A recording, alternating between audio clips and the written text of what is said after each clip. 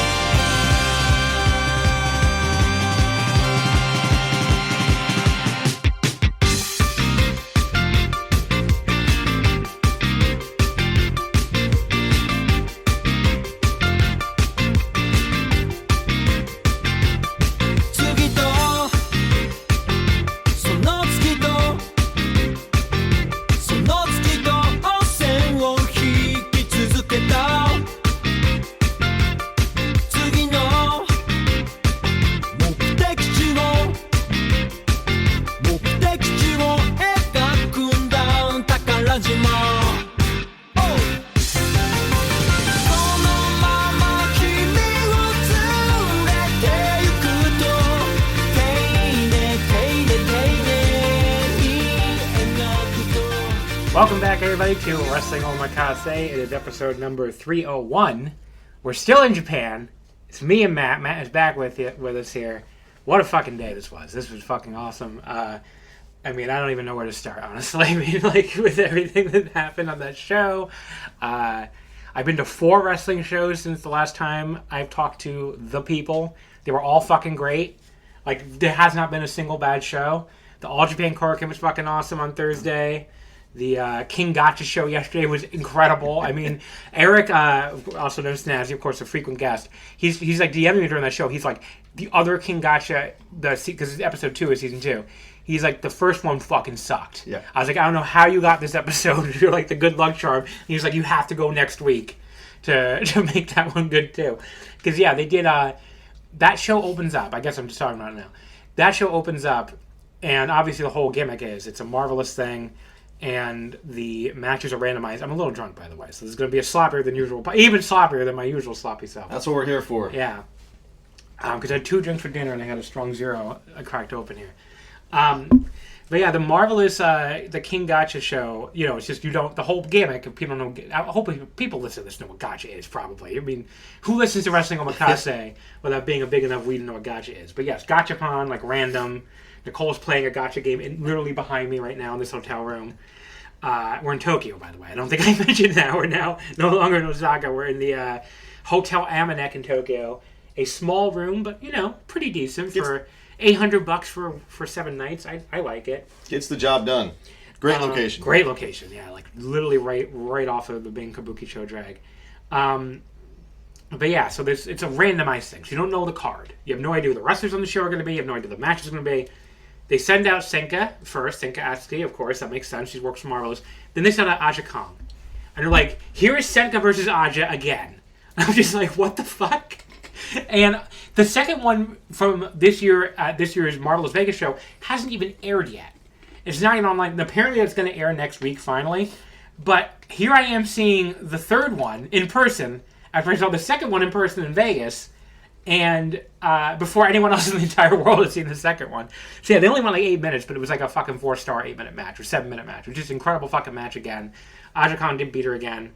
But yeah, that was the highlight of that show. Plus actually there were multiple highlights of that show, because there's also the Actress Girls Reunion match where they all danced repeatedly to the, what was it called? Love Something. I can't remember the name of the song now. Velky's gonna kill me. It's like Love Riddle, right? Love Riddle, thank you. Boom. Love Riddle. And basically, they'd all dance at the start of the song, because all the wrestlers were formerly from Actress Girls. And like Riho Kawabata doing her former, babyface gimmick. But yeah, you had just Chiaki out there from Mari Gold. Just really, really, I don't even remember the rest of them were. But like, they were Saki, obviously from Colors. But yeah, every time they would dance at the start of the match, and every time the music would come on again, which was repeatedly, they would have to dance again and stop in the middle of the match. It was really, really fucking funny.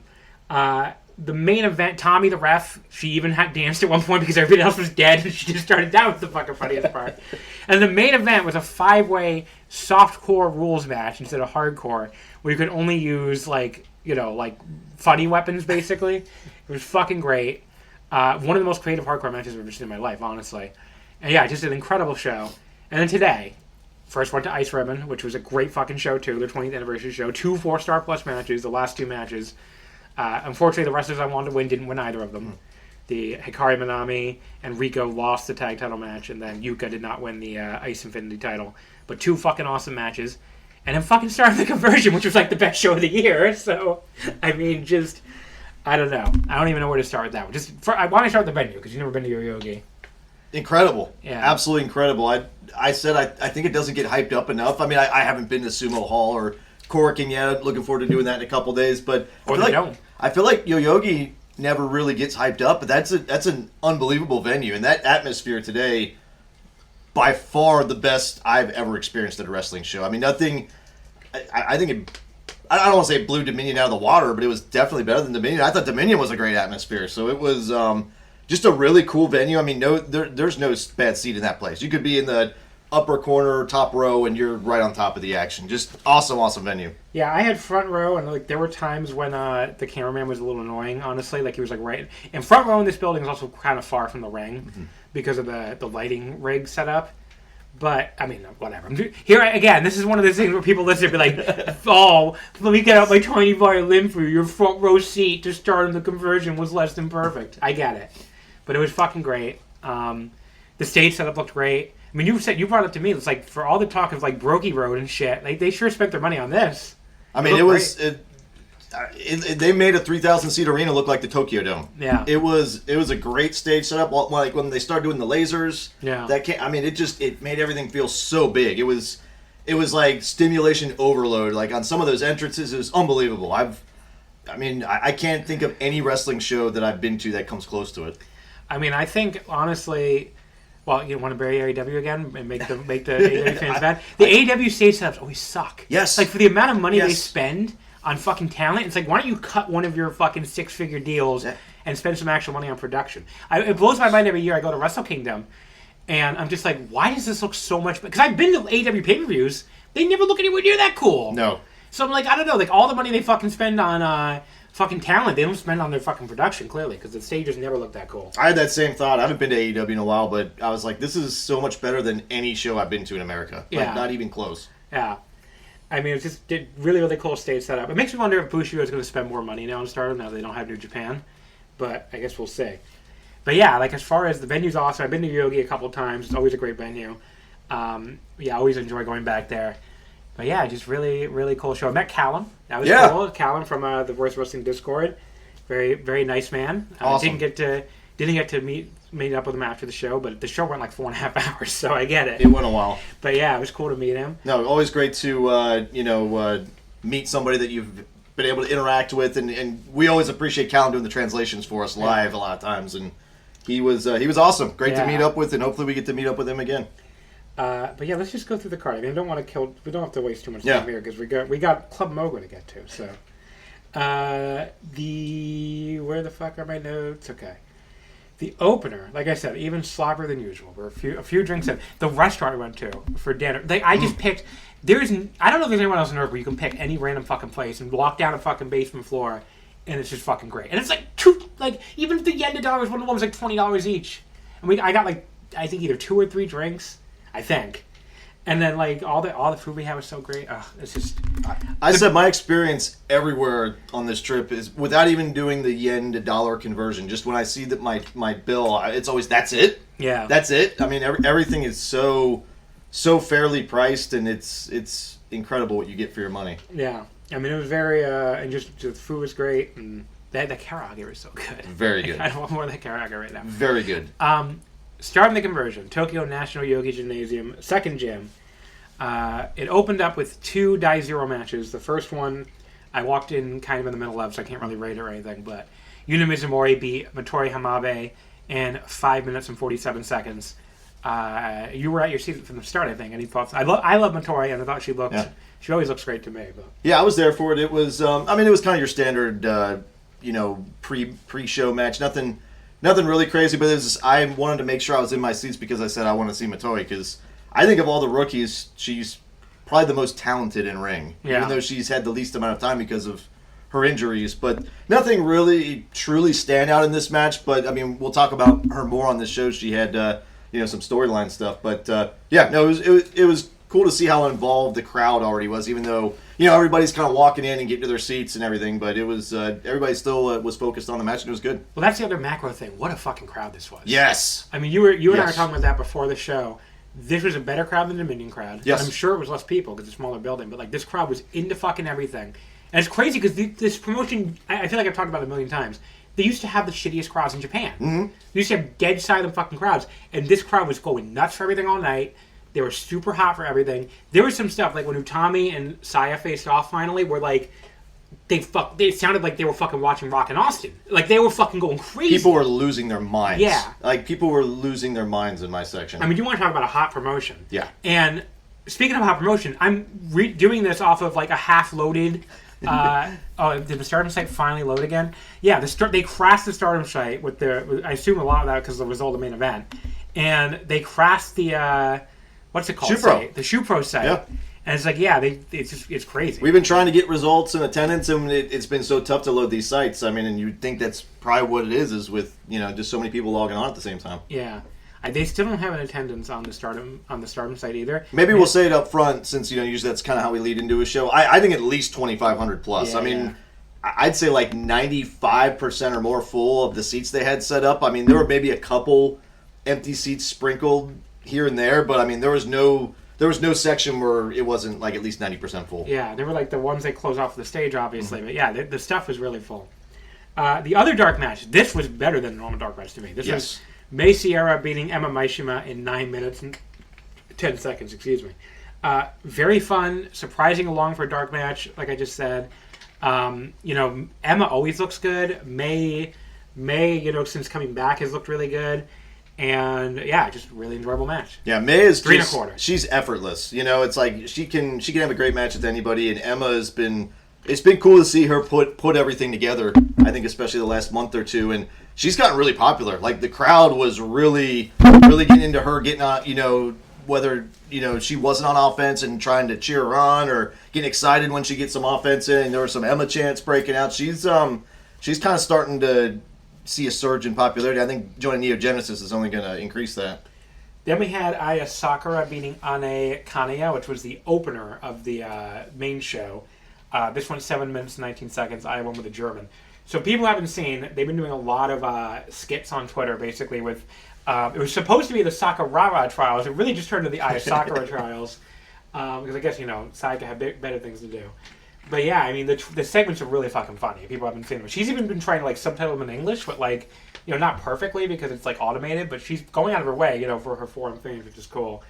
And yeah, I haven't watched the last one yet with the classroom, but even the still images are really funny. Just because I had such an expressive face, and the image of her stirred me looking at Ane, and Ane looking all nervous, which was really fucking funny.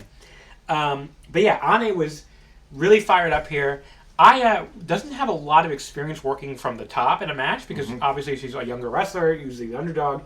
I thought she was really good at it here. I thought she was really good at working from the top.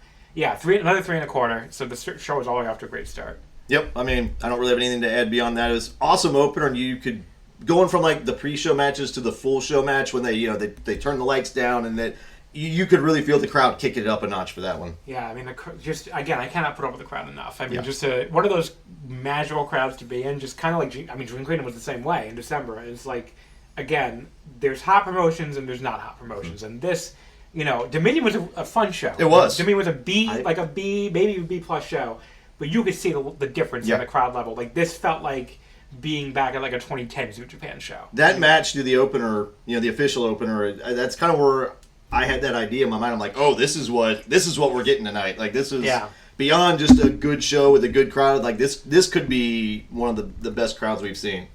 Then we had the three-way tag, which was Rana Yagami and Kyoko Katatsu beating Itsuki Aoki and Akira Kuragane. It was Yagami pinning Akira in 5 minutes and 31 seconds. Also, Maika and Koguma was the other team. It was over really fast, but like fun as hell while it lasted. We see the opening comedy. Obviously, Rana did not want to do the bear thing. The fact that that's just like the eternal storyline they always go back to is so fucking funny to me. But when they started doing like all the dives and shit, it was great too. And I was like, okay, why this could have gotten more time if anything. And I'm saying that on a show that went 4.5 hours. I guess something had to get cut somewhere. But yeah, it was great. 3 stars. Yeah. Fine little match. The crowd loved the Kuma stuff at the start. And then, like you said, it's like they flipped the switch for like the last 2 minutes and just went crazy. The first match in the show just fucking kicked ass, which was the Artist of Stardom title match. The champion team, God's Eye, also Dream Trine, right? Dream Trine. Ame Sori, Hina, and Lady C defeating the team of Maki Ito, Kikyo, Furusawa, and Rion. It was Hina pinning Rion with the Mad Splash in 16 minutes and 2 seconds. As the foremost Maki Ito hater, I think you got to eat some crow here because this match fucking ruled so hard. And now, granted, Maki Ito wasn't like the biggest part of it, but like she had this exchange with Lady C in the middle that was really good.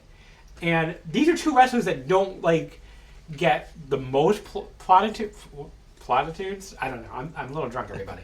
The most like acclaim. How about that? Yeah, there you go. From the Stardom audience, and they were both really good here. Yeah. And this match was fucking awesome. And by the way, these ratings are off when I'm sober, so you don't have to worry about that. But I'm not. There's no drunk inflation here. But yeah, we got first of all the new group entrance for the Ito Respect Gunden. I saw some of the old school Tokyo Joshi fans were kind of upset that Maki brought this song back without Mizuki, but. As a true hater, I was in the bathroom. Okay. I went to the bathroom for the entrance. Oh, the performance was so great, though. I'll have to go back and watch it on the pay-per-view. The only thing that was weird was Rion didn't have matching gear the other two. Like, they had the new song, they had the whole dance, but she still got the pink gear that doesn't match it. And even said EXV on the back of the trunks. I'm like, okay, you gotta get that gear change, girl. But yeah, this match fucking ruled. This was so great.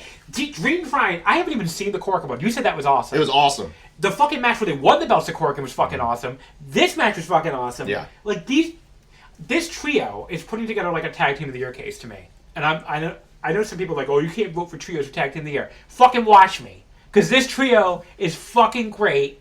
And they just, they complement each other so well. You have Ami, the big powerhouse. You have Lady C, who's like the greatest, like, I don't know how she's that much of an underdog. She's the 5'10" underdog. Yeah, the 5'9", 5'10" underdog.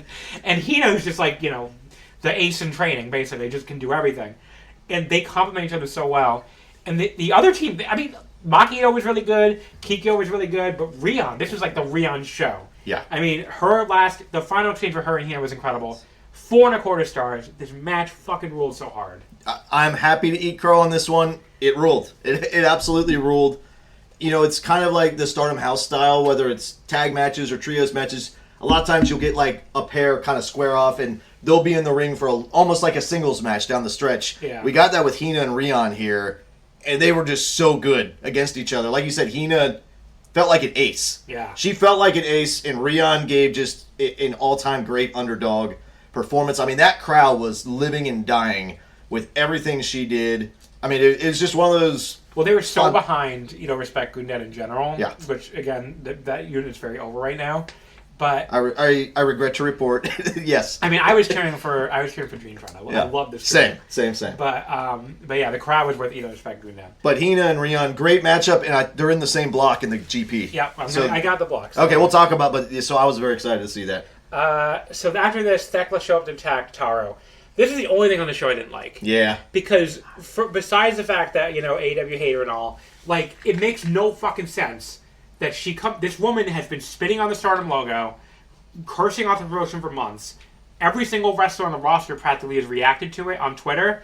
Why the fuck didn't the entire roster run out to kick her ass? Yeah. It makes no fucking sense.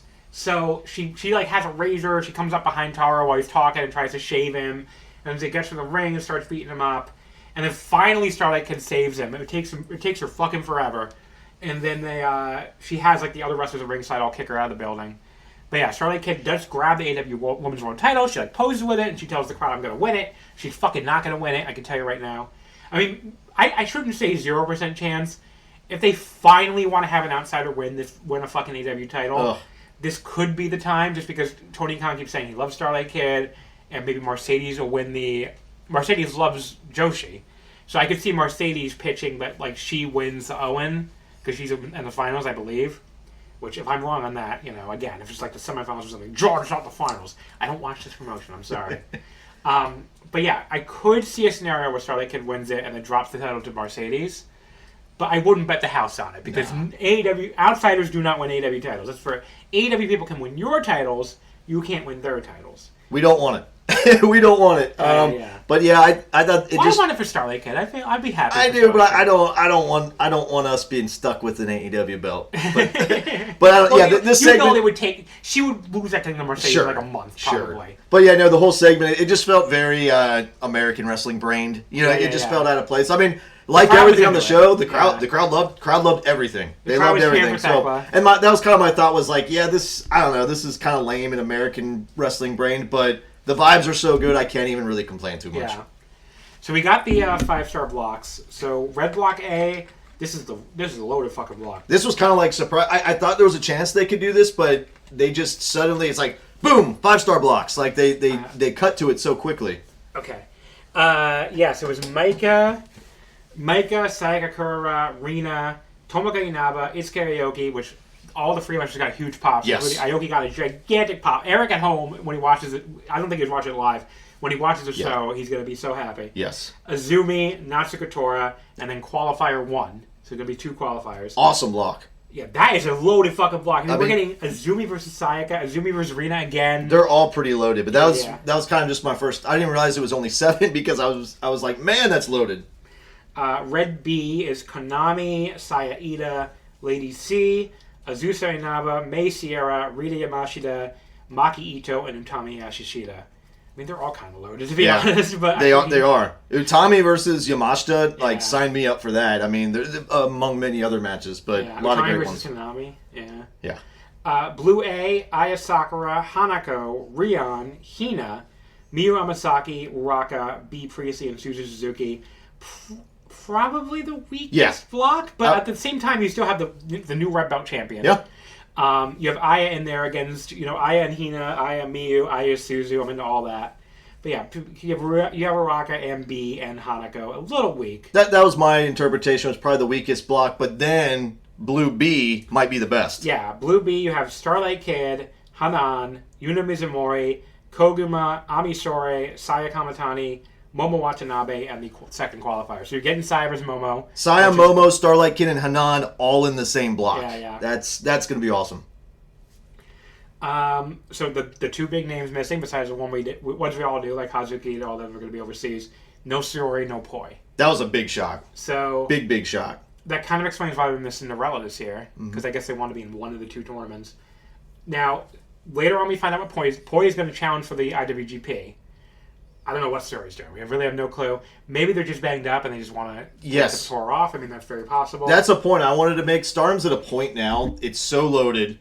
You can't even fit everybody into a 32-person tournament. If somebody's a little bit banged up, the promotion's so hot right now, it's not, hey, can you tough this out? We need you to draw. Yeah. Like, you say, okay, just take it easy, and everybody else will pick up the slack. That could be part of it. I mean, we'll see. I mean obviously, Ano obviously does some Oz Academy stuff. She might be doing some other stuff. She's going to be a Sunday girl. Yeah, so, I mean, I would much rather them be in the tournament than not be in it, but Stardom's at such a point depth-wise now that it doesn't feel like some catastrophic loss. Right. I mean, it's a personal disappointment to me as they're my 2 favorite wrestlers in the promotion. Absolutely. And Shiori had an incredible 5-star last year, I thought. But, I mean, we're going to get lots of great matches still. I'm not going to sit here and whine about it. But, they're not in the tournament. I do like that Poi's challenging for the IWGP because it's, because it's going to be on the opening night of the Grand Prix, too. Well, we'll get to that. Yeah, so it's good that she's still being used in a meaningful way. Then we have, speaking of Poi, Natsupoi, Suriano, Hazuki, and Fuwa-chan beating Natsuko Tora, Uraka, Azusa Inaba, and Fukigen. Koi beat Fukigen in 8-19 with the Fairy Magic. Good little match here. A lot of comedy with Fukigen, as you'd expect. But I enjoyed it. 3 1/4. Pretty much your standard great hate multi-tag. I mean, you've seen him at Korakuen, you see him on the house shows. They didn't reinvent anything, and they don't have to. They're all great. And I have to say, the hate entrance live, really good. Unbelievable. I mean, you feel it. It's old hat to me by now, but it was the first time. That was my first time, and my soul left my body. The first time you hear that theme song, it's great. Yeah. That one and the Saya one, actually, both of them. Okay, Xena beat Hanako in 10 minutes and 18 seconds. I went pee.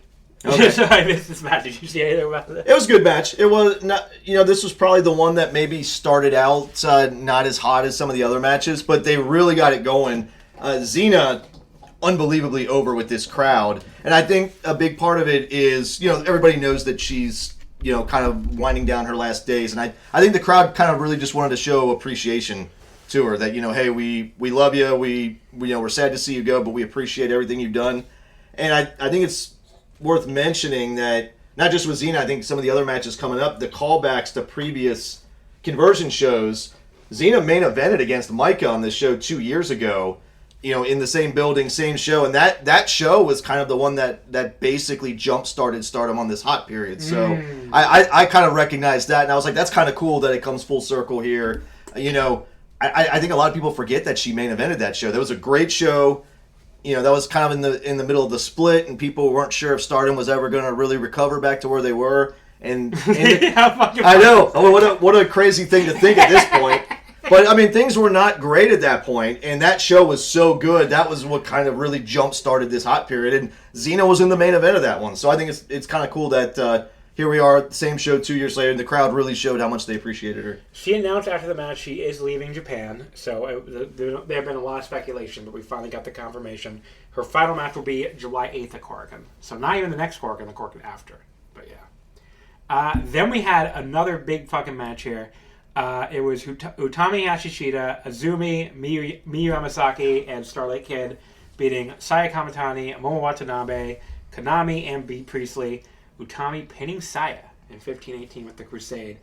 I mean, this was fucking... This is like as great as an 8-woman tag as you could have. I mean, the fucking crowd was into everything. They did the big tease of the Utami Saya... Again, drunk.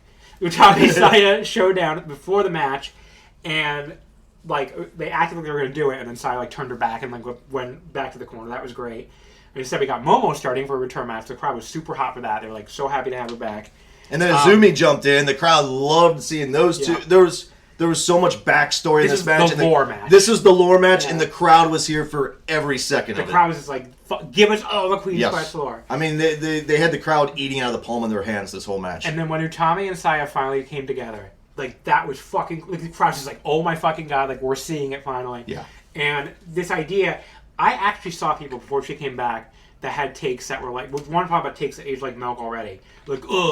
People there are going to remember Utami. I don't know why she's going back to Star, and the crowd's not even going to care. It's all new fans. The fucking crowd went crazy. Absolutely nuts. So her entrance. I mean, when a wrestler's done. So she came out by herself before Neo Genesis came out together. Yeah. Right when the music kind of goes down and before the next song hits, there's that one period and the whole crowd is going, Utami! But they don't remember her. No, it's... Fucking dumbass. I mean, she was one of the most popular people on the show. When she was announced for the Grand Prix, I think people were surprised by it.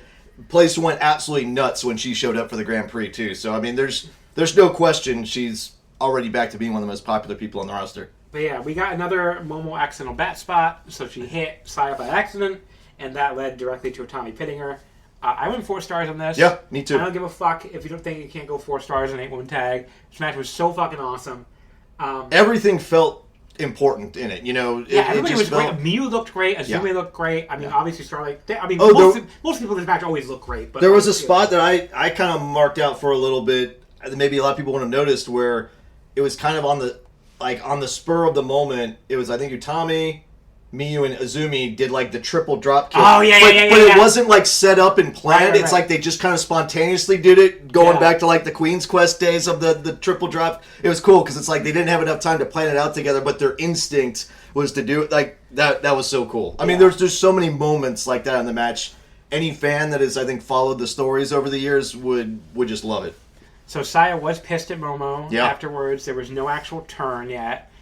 Momo backstage basically said, "You can't blame me," which I thought was funny. Yeah. It's like, you literally hit her with a bat, girl. But okay. It's like, you can't blame you. And as we record this, apparently they're going back and forth against each. So being in the same block of the Grand Prix, that seems that's going to be a big match coming up.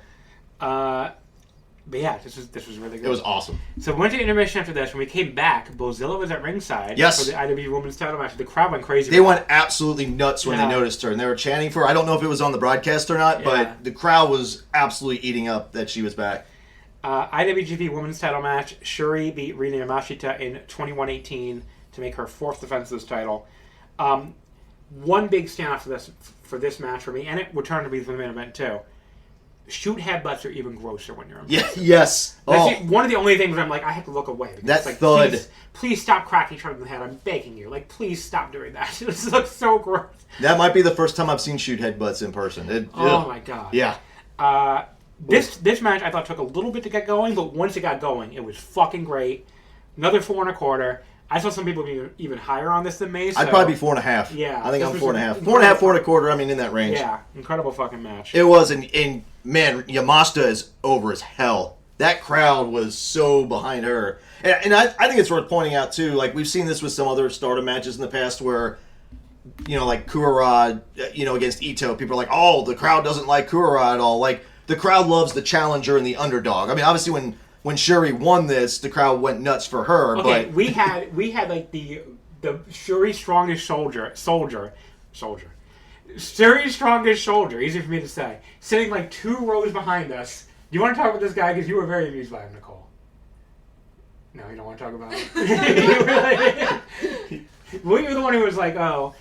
Nicole basically said, like, during the show, was like, if Shuri has no fans, he is dead. It's that meme, but yeah. Yeah. Because he was, like, the entire match. Like, you have never heard a Japanese person be like, fucking crazier for one person. Just, like, just screaming for Shuri the entire There was match. that one child singing behind us for was it the Hunch? Oh, yeah. That one child. But yeah, they give that man a run for his money, but that's it. The Just Shuri, that one child. The Shuri fan, like, he I don't know how how does he have a voice still? He did it for Suzu in the main event, too, after a while. Not right from the start, like they were Shuri. No, not like that. Yeah. But he was really, really, really into Shuri. So, you know what? God bless that guy. He was like the entire match. He was just going crazy for it. But no, this match was awesome. It was I don't want to say the typical big Shuri match. She's just had so many great matches. We've seen this so many times through the years. I mean, I feel blessed that I've been able to see one in person now because she's always been one of my favorites. And this just hit every mark that you expect in a big Shuri match. And Yamashita was fantastic. And I was already excited to see her in the Grand Prix, but after this, I mean, to see... Because she wasn't in it last year, right? No, she wasn't. Yeah. And she hasn't really... That might be the first singles match she's had. I don't know, maybe she had Akira or something. Yeah. This is the first big singles match she's had in Stardom, so I can't wait to see what she's able to do in the Grand Prix, because I think she's a fantastic worker and can work with anybody. Then Natsupoi came out to challenge. I was like, fuck yes, the Donna Del Mondo, or Mondo? Whatever. The DDM fucking back lore match. We had Queen's Quest lore. Yes. Now we have DDM lore. And like... Lore is in. And she also fucking cut the promo. She did a variation of Shingo's promo when he challenged Goto. That's awesome. And she was basically like, you're cool and you have a belt and whatever. It's like, I don't have a belt, but I'm cute. And I have a really cool husband. And the crowd starts chanting for Takagi, which was fucking awesome. I didn't notice that. That's amazing. I mean, the crowd was really into it, but that's amazing. But yeah, so we're getting points, Shuri. It is for the July 18th opener at Oda War Gym. I honestly was like, can I book a plane ticket to go back? That sounds so awesome. No kidding. But, man, what a fucking...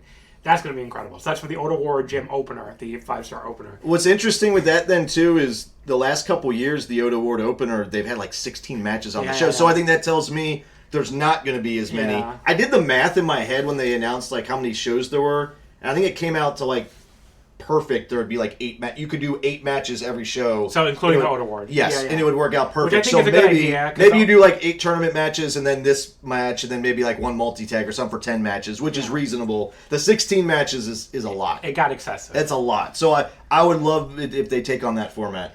But yeah, I mean, this would make sense to me though. Maybe have Poi win the title and then defend it also at the final. and that's something for her to do. Obviously, she's not going to be in the tournament. But yeah, I feel like I would have been madder about Poi and Suri not being in it if Poi didn't come out to do this challenge, where I'm just like, okay, Poi is getting something. So that softens the blow a bit. It softens the blow. Maybe if Poi doesn't win, maybe then Ano challenges at Sumo. It seemed like they were setting something up with Ano and Kurara, but maybe Ano is setting something, because that Sumo Hall show's going to have some title matches aside from the Grand Prix. So I could see Ano figuring big into that as well, along with Poi, maybe. My dream would be Poi winning and then Suri challenging her. That would be fucking crazy. At Sumo Hall. That would actually be like... That'd be great. Look up flights. That would be great. Wonder Stardom title, the semi-main event. This was Hanan beating Saya Ida in 19 minutes and 36 seconds. Another fucking awesome match in like a never-ending series on the show. And again, I swear to God, I rated these sober. I did not rate any of these while drunk. But...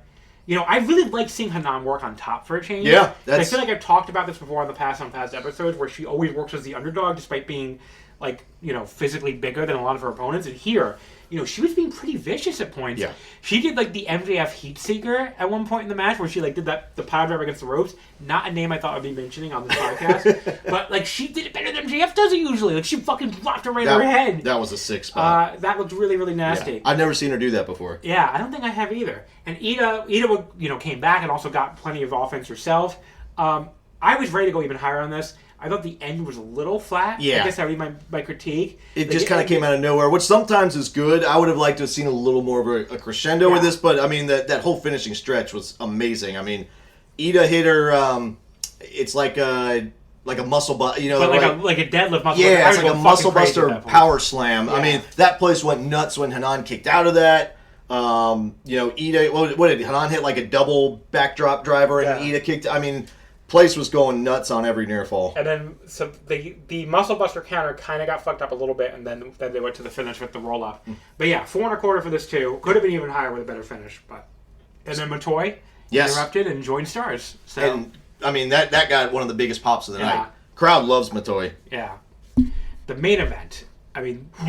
This show had already been fucking great. I cannot say that enough.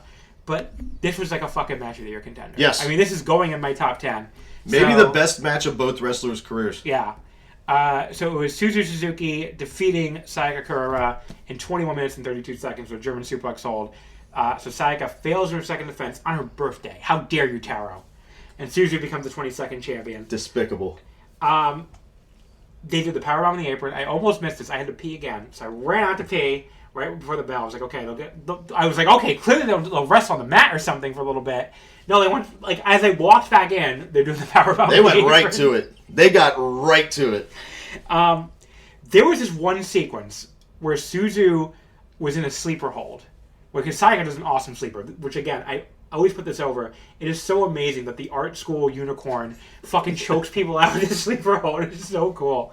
And it's one of the best sleeper holds you'll see anywhere. It's what's essentially a rest hold. It feels like a life and death struggle. Well, again, I always put this over on this podcast in general. Why the fuck does the Idol Joshi promotion have some of the best submission wrestling and best realistic technical wrestling, realistic wrestling in all of professional? It doesn't make any fucking Tokyo Joshi and Stardom. They both have some of the best technical wrestling. You will see a better chokehold on this show than you will see on your average American wrestling show, pretty much ever. Easy. And again, this is supposed to be the cute girl, they're wearing cute outfits, I can't take it seriously. She's choking a bitch out, and you're trying to tell me you can't take it seriously. Okay. At one point, they stand back up, and Sayaka, fucking grabs her around the throat again, even harder, and just fucking ragdolls her back down. I was like, that looks so fucking sick. So yeah, I wanted to mention that too. They did a fucking top rope German. Yes. Oh my goodness. And the landing on that was so fucking crazy. She basically flips all the way over, kind of, but still lands on the side of her, I think. And just oh my god, looks so crazy. The entire closing stretch where she's basically Sayaka's trying to get out of the Germans, and obviously I didn't take my normal volume of notes, so I apologize for that. But Suzu is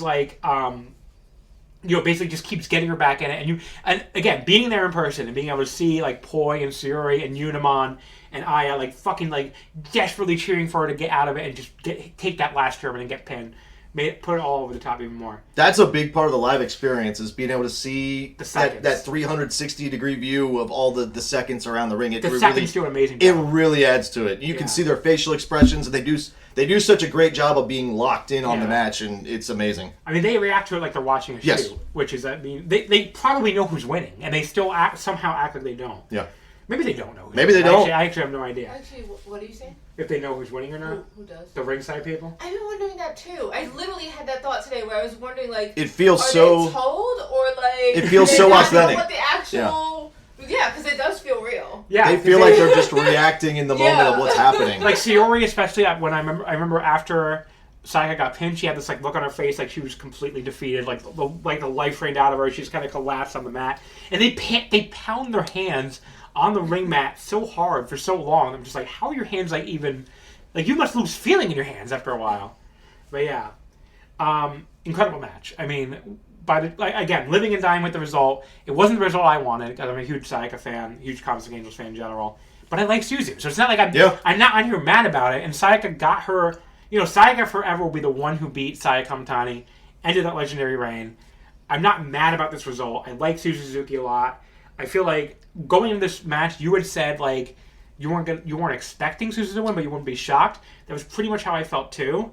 I was like 70-30. I was 70-30 Sayaka, but I thought Suzu had a puncher's chance. And when I had this thought during the match, I'm like, if Suzu loses again, there's kind of a lot of red belt challenges to lose, and well, then she just won it. But yeah, they did so much shit around the spear. Like Suzu countered the spear with her own spear at one point. And Sayaka kept hitting the spear, and just, I don't know. I'm like rambling again, but like, incredible fucking match. I'm sure the live bump probably helped, but this is 4 3/4 for me. I thought about 5. I mean, I really thought about 5. I love this match that much, and it's going straight on my match of the year. I'm in that 4.5, 4 3/4 range too. I mean, this was my first time seeing Kuwara in person, and what the fuck are people talking about? Sarah? She's unbelievable. Like, what the fuck? I don't understand the Twitter takes when people are like, "Oh, she's not that good in the ring." What is she bad at? What the fuck is she bad at? That was my thought. Was her all of her offense is so good. She knows exactly what she's capable of, what she's good at. She maximizes everything. Her timing is amazing. Her timing is great. She has that babyface timing where she hits a fucking spear at the exact moment in the match where it's going to get the biggest reaction. And again, the people who are like, oh, well, Maki Ito got cheered against Sayaka. The crowd was still supporting Sayaka here. Yes. There were plenty of Suzu fans, but there were plenty of Sayaka fans too. So, I don't know. The Sayaka haters are fucking stupid. I don't know what to say. Like, I hate to say it, but like... They're out of their minds. Like, we're at the point of the stage of the Stardom thing where, like, it's getting backlash just because it's a cool thing to like, hate it or whatever. But that match was incredible. And the match with Saya was incredible, and I like the Maki Ito match way more than other people did. And her tag stuff with Aya was really good. Like, what are people watching? She had a great run with Cinderella this year too. Who the fuck was that match I won 4.5 with? I think it was the one she had with Rena.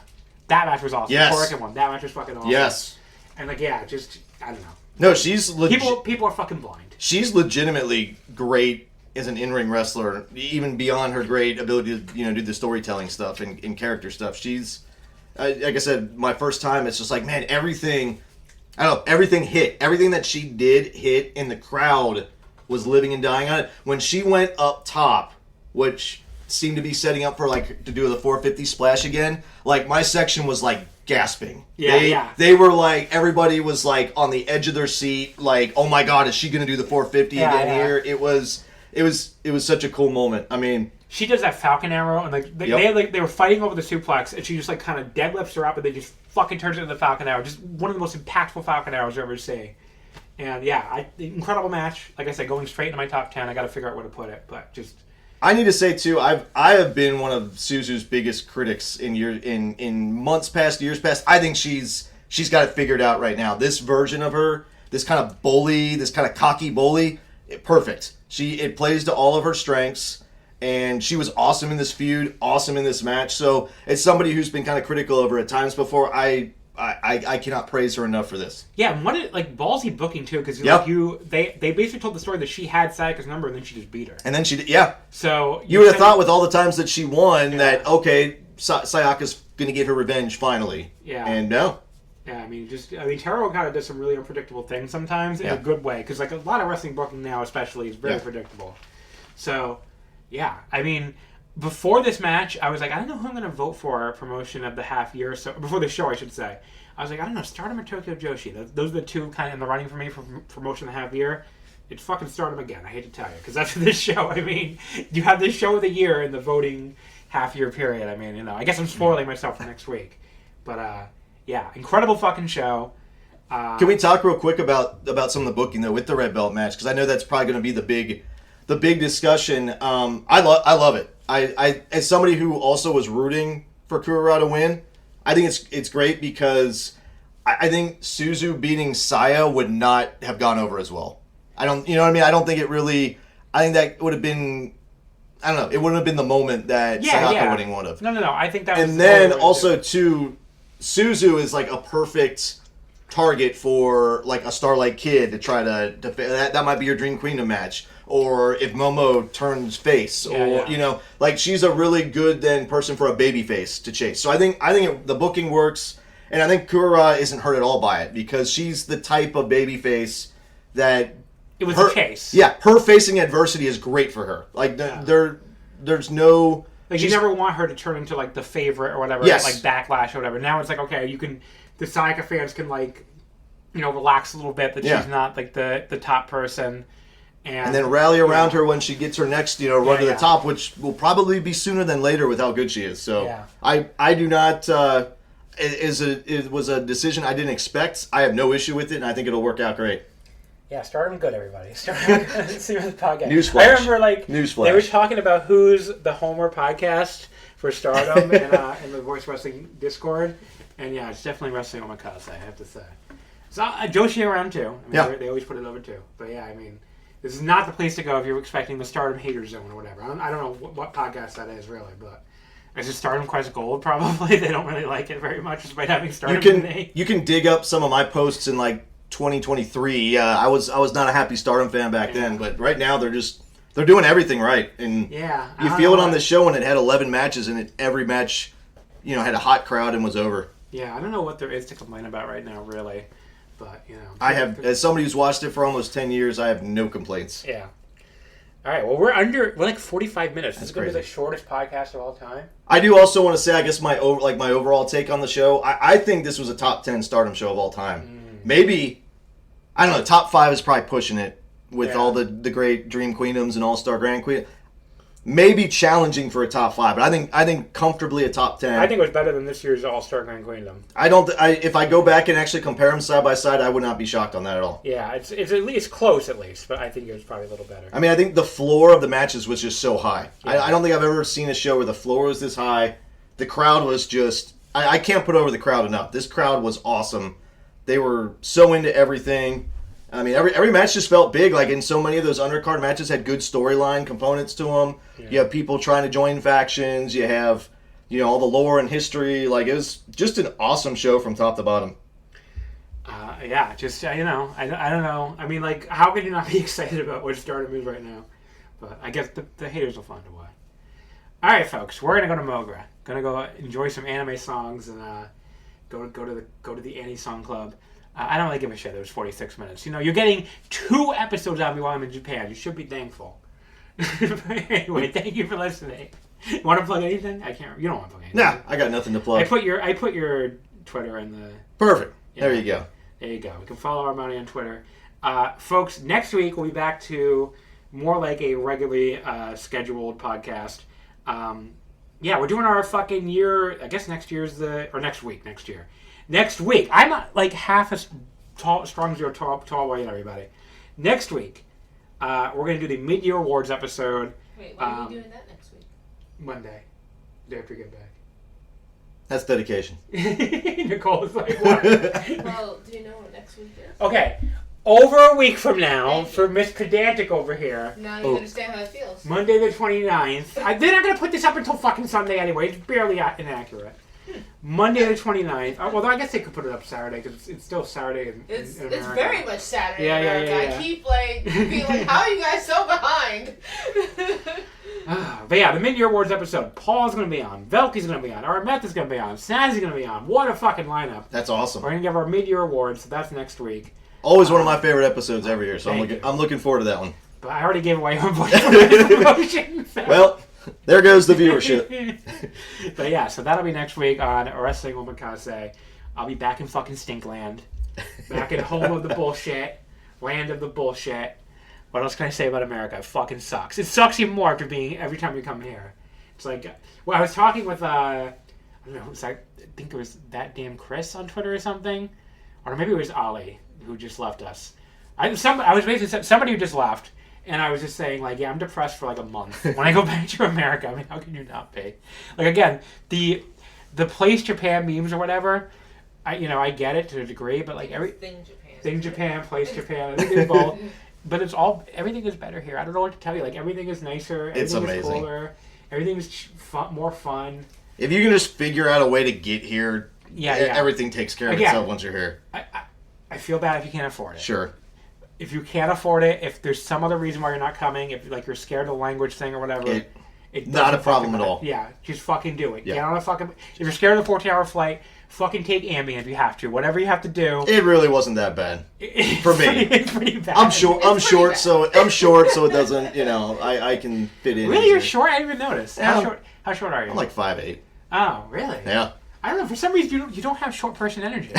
So, like some people, I'll take that as a compliment. Some people have short person energy. I'm 6'1.5", so I am. So Velke wouldn't hate me. No.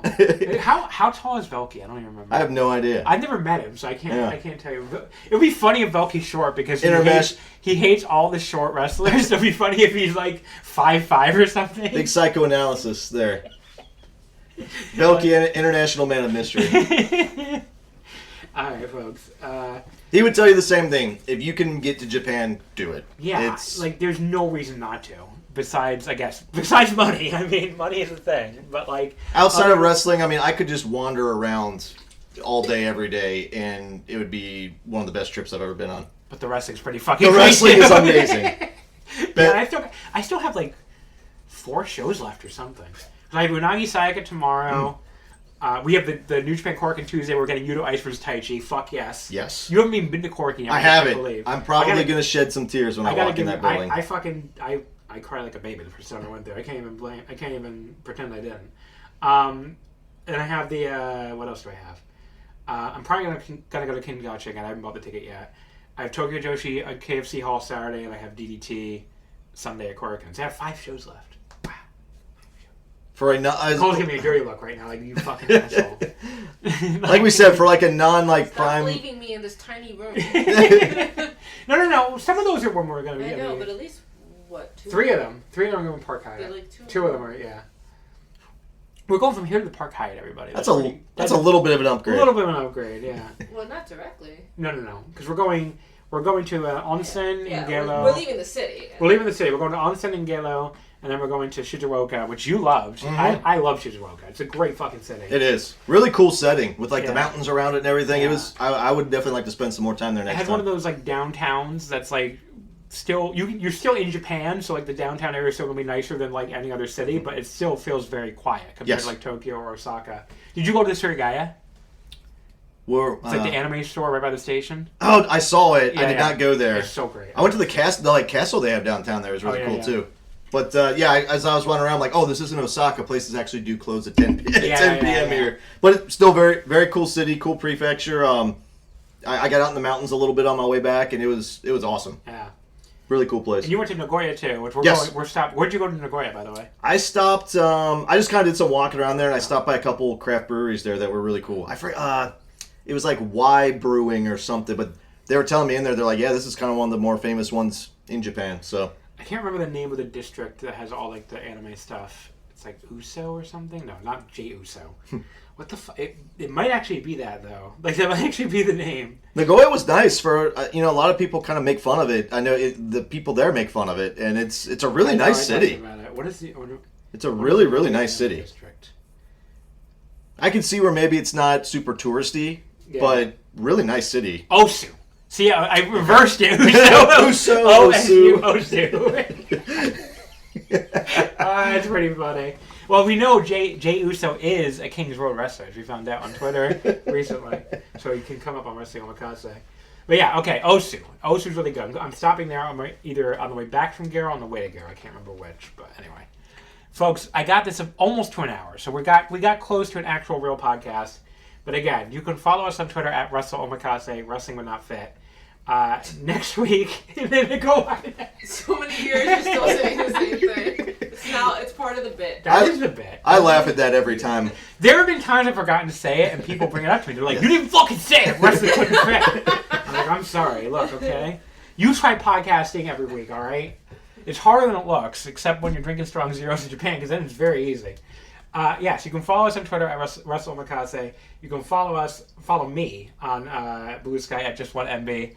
And that'll be it, folks. I'm going to MOGRA. I'm drunk already, so the fact that their drinks are weak won't matter. And I'm going to listen to some anime songs. I will see you guys next week when I'm back in Stinktown.